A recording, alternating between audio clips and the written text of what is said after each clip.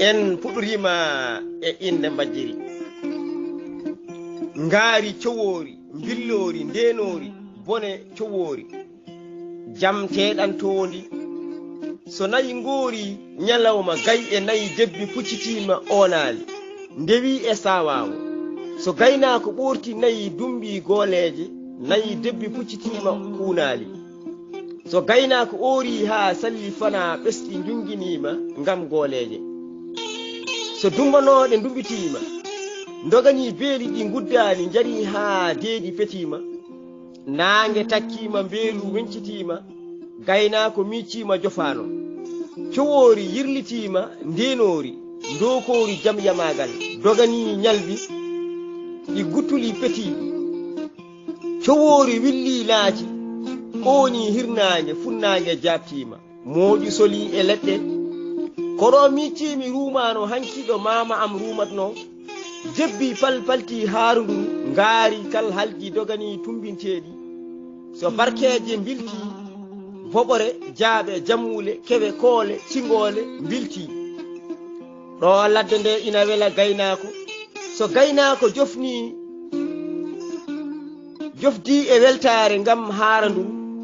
Gooleje dogi jaɓɓade mberaji, biigi baggi boɗeji uuli, kobaji daneji cooji kibbi. Koɗo mijimi Alhaji Abou Ousmane gorko pullo mo wasa ɓireteɗi. So ngatamare toɓi ha ngado fetti, juumaɓe dogani funnage ngam urnade wande ilo yalaƴe jaaƴe sangre boɗowal makama. Fiyatnoɗo sawru wande nayi jalta ina puccito kunali. Gaynako ko jaaliɗo bawɗo gaynaka, gimmotonoɗo wendogo ɓorta nayi ruynoya. Caggal weñal mbeelu gaynako forlitoyo duynade ɓira jinnida, yara kosam ha booci nanga kanabbe. So ladde sukki ha ndafe ngoodi, mamaje bilti ɓogge duuɗe mbambi toƴƴane. So mawɗo pullo walti e mamaru, saki pina gande towɗe gila e jatiraɓe. Nyande cowori sinkira pinal gadantewal wamba, hammadi gaynako ngal pinal ronda.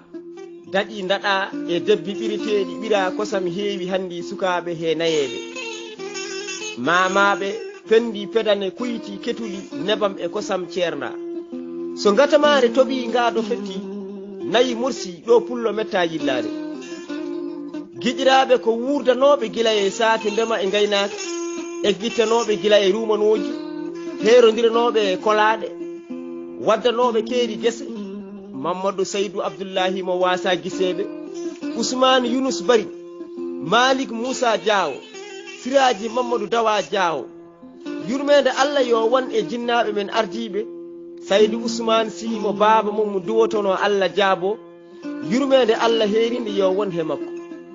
Tijjani Mamadou Salih Diallo, Tijjani Malik Diallo. Fuuta woni lekki mamaɓe jibinki mamaji. Adamawa, Jalon, Masina, Toro, Abdoullahi Eliman Dia, Kalajo, gorko mo Demet, Kongo e jeeri jimti e walo. Lekki mamaɓe colki goddol rendo Afrique naɓe, tenki e rendo Afrique bangi hirnaji. Wana lelade e añere woni mayde. Mayta e neɗɗo ko golle e balle, wuruta e neɗɗo ko golle e moƴƴude balle. So golle moƴƴi neɗɗo yette, so golle boni neɗɗo ñiŋe.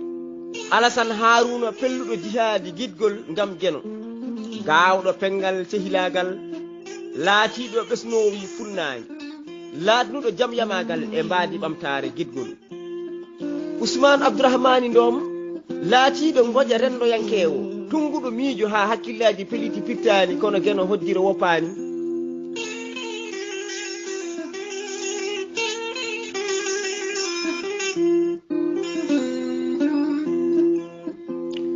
Alassane Bari laatiɗo payndi paynori poɗɗi ndenori kisnori, mbeñu ganna so aɗa moolo baroga, caliɗo yaware. Tijjani Abdourahmani Ndom gorko pullo mo hulani, mayde kulɗo gacci.